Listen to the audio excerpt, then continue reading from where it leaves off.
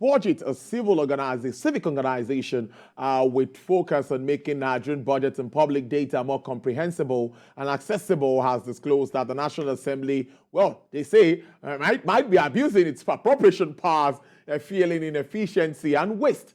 The organization, in a policy memo released by its country director and research team, noted that the country's apex legislation inserted an additional 913.15 billion and 910.37 billion. That's talking about capital projects, and of course in the 2022 budgets, 2021 and 2022 budgets respectively, stressing that the practice has recently signaled an arbitrary expression of the powers of the powers granted to the National Assembly by the Constitution, as the legislators perennially flood the budget with vague, frivolous, and constituency-like projects during the process of the annual budget review. But let's talk about this and really understand what that report is all about, and more in this report so that we understand it. I'm being joined live in the studio. He is the head of research and policy advisory at BudgIT, Mr. Iniobong Usen. It's good to have you here again. It's been a while. Thank you for your time. Yeah, thanks, Tolu. And yes, of the season. I wish you the same. Most times when I get reports from BudgIT, I was able to get out to you immediately and to say, really tell us more about this document. I think it is they have the capacity, that means, the National Assembly members, to appropriate funds. So why the worry?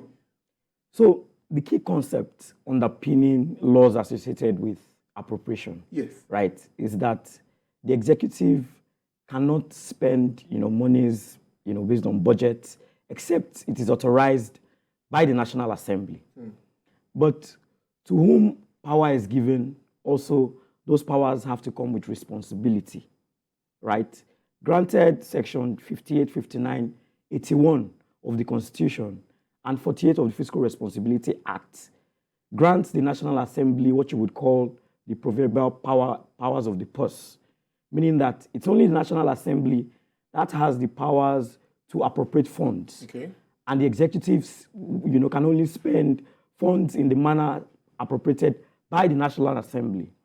However, what we've seen in practice in recent times suggests that those powers have been abused. Mind you, the budget is a planning document. Yes. Is a tool for development. But the way the budget has been drafted and implemented in recent times suggests that it's just a spending manual. There is no alignment between the budget as articulated, with the budget lines and the capital projects, and the medium-term expenditure framework and the national development plan. So that's why it's very difficult for you to make a fair assessment on how the budget has performed. There's a budget cycle and there's a budget calendar. Yes. And the process through which the executive goes through to be able to, put together these projects using the instruments of states, that's the line ministries, suggests that a lot of work goes into how projects are conceptualized, costed, and implemented.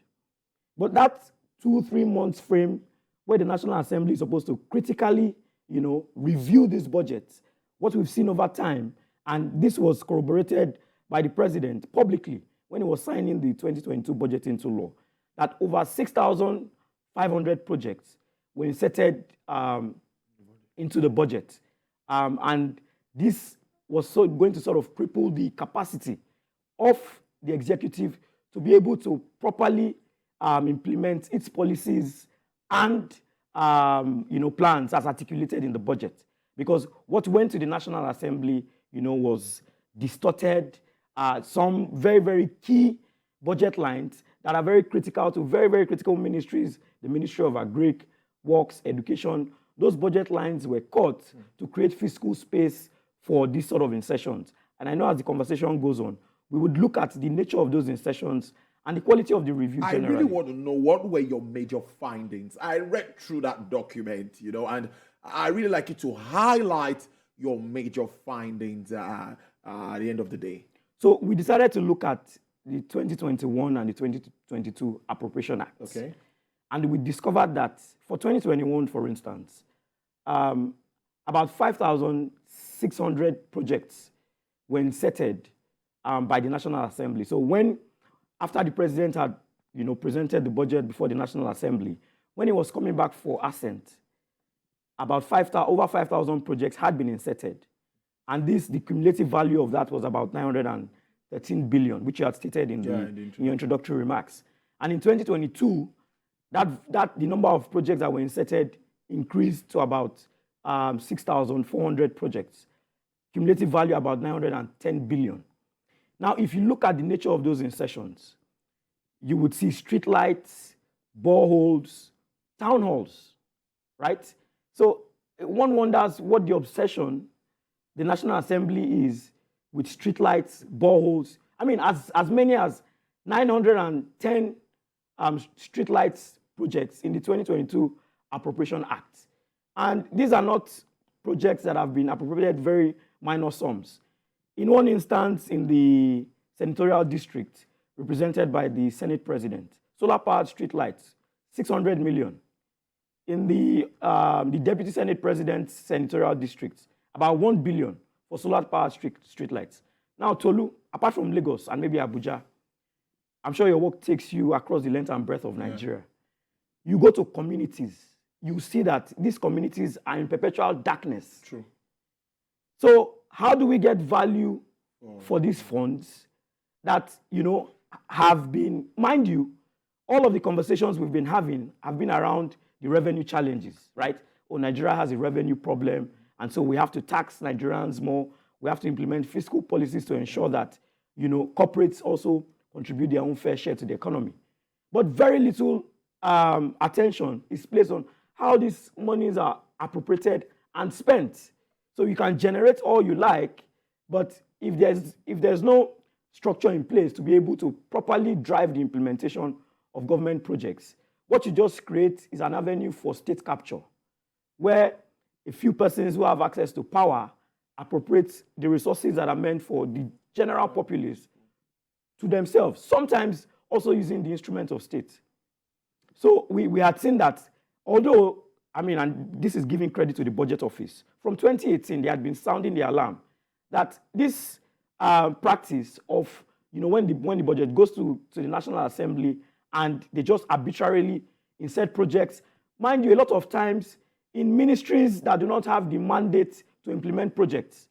There's a project for the construction of Ifemi Gbajabiamila Secondary School in Surulere. Cumulatively, about 4 of those projects, about 1.4 billion. And those projects are supposed to be carried out by the Nigeria Stored Products Institute, which is supposed to be a research institute, under the Federal Ministry of Agric. If you look at the Nigeria Institute of Oceanography and Marine Research, you see them implementing projects on boreholes, on streetlights, sometimes even distributing kekes as empowerment in faraway communities that are far from their central offices. So where do they have the capacity to be able to monitor the implementation of these projects? The executive has set up the apparatus, set up line ministry to be able to take care of all of these critical expenditures. But that process where you use the blanket appropriation powers to now move, monies around in a way that, is not beneficial to the country needs to be properly assessed and checked. But you will agree with me that there are provisions for constituency projects. So we hear about all of this, and they have to do 1 or 2 of all of these things. So what is the difference in all of this?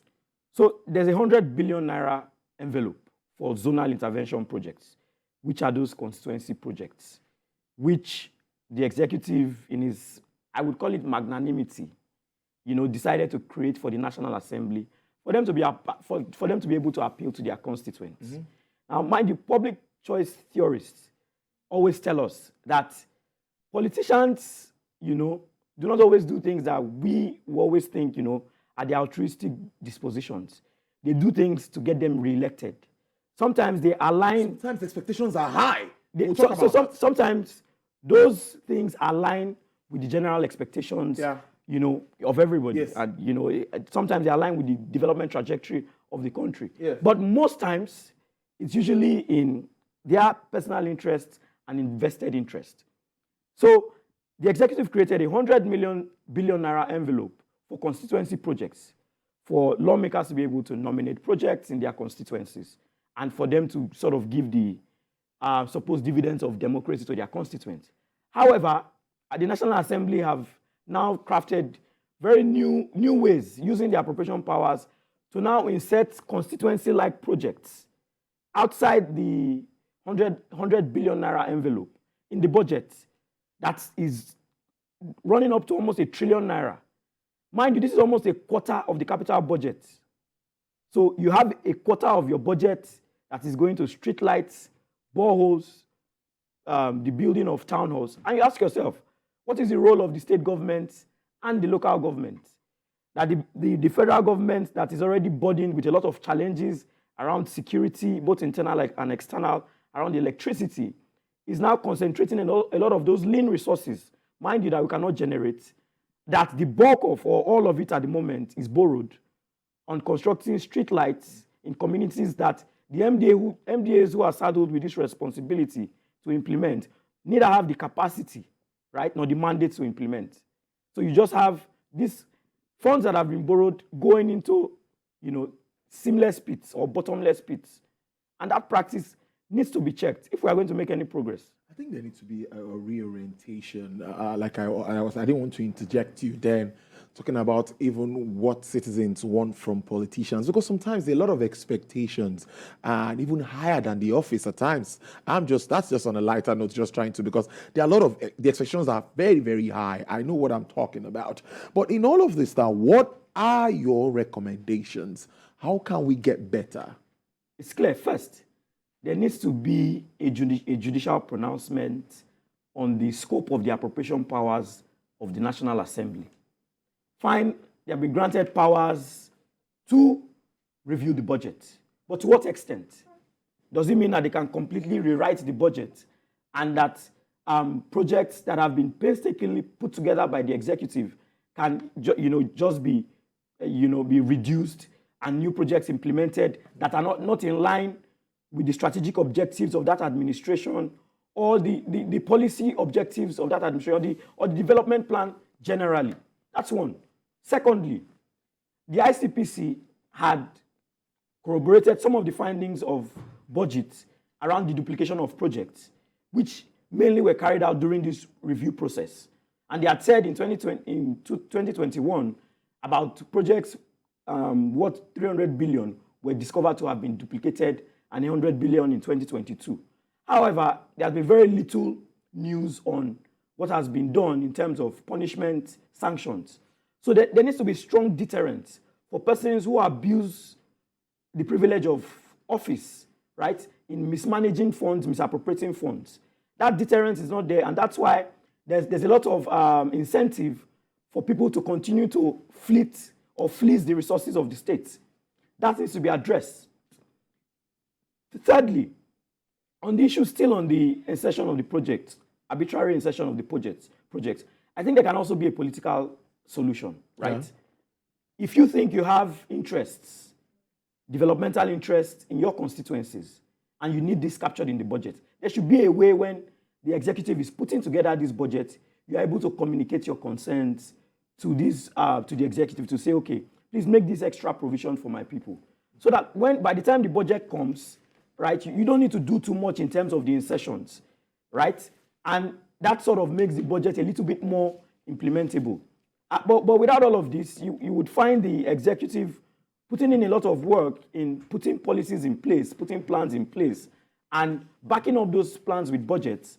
And the National Assembly, on this other hand, just sort of rubbishing all of the work and all of the efforts that has gone into putting together that budget. Interesting stuff. But sometimes we also get some of these MDAs and even some agencies of government not also ready to cooperate with the National Assembly members at some particular time. When issues like that pop up and you hear them, no, you might get zero allocation, you might not get any monies this time around and all of that. How accountable do you think the MDAs should also be to, anytime they're going for defense and all of that? I agree with you. They also have their own issues, and that's why the National Assembly usually has that leverage to be able to do all of these things. Because by the time you come for defense, your books are not clean and all of that. There has to be some horse trading, right? Give me this, I give you this. But if the MDAs are up and doing and they are performing, very well on all cylinders, there'll be very little leverage for the National Assembly members to now hold their budgets to ransom, because that's what is happening. If you look at the insertions for 2022, about 86% of the capex for Federal Ministry of Agric and the 46 MDAs under it were insertions by the National Assembly. So what's that telling you? That 86% of that budget didn't emanate from the MDA initially. And this is an MDA that is very instrumental to the policy objective of the president, which is to remove or take out 100 million people out of poverty. You already saw the statistics on multi-dimensional poverty, that stated about 133 million Nigerians, are currently multidimensionally poor. And agriculture is a very critical driver for this administration, for taking people out of poverty. So if you have a situation where very important programs around agribusiness, around the grazing reserves, around agric extension are cut. For extension, about a billion naira was cut for that budget when it came to the National Assembly. And to what end? You allocate them to street lights and boreholes and the building of community town halls in communities. I mean, it's laughable. Well, it's interesting, but that's the way we leave it today. Very topical issue. I've been speaking to Mr. Iniobong Usen. He's the head of research and policy advisory at BudgIT. I know you all are aware of BudgIT and what they do, accountability all the time. Thank you so much for bringing this to our knowledge, of course, to Nigerians, and we would all continue to monitor and do our part too as Nigerians. Thank you, and thanks for having me.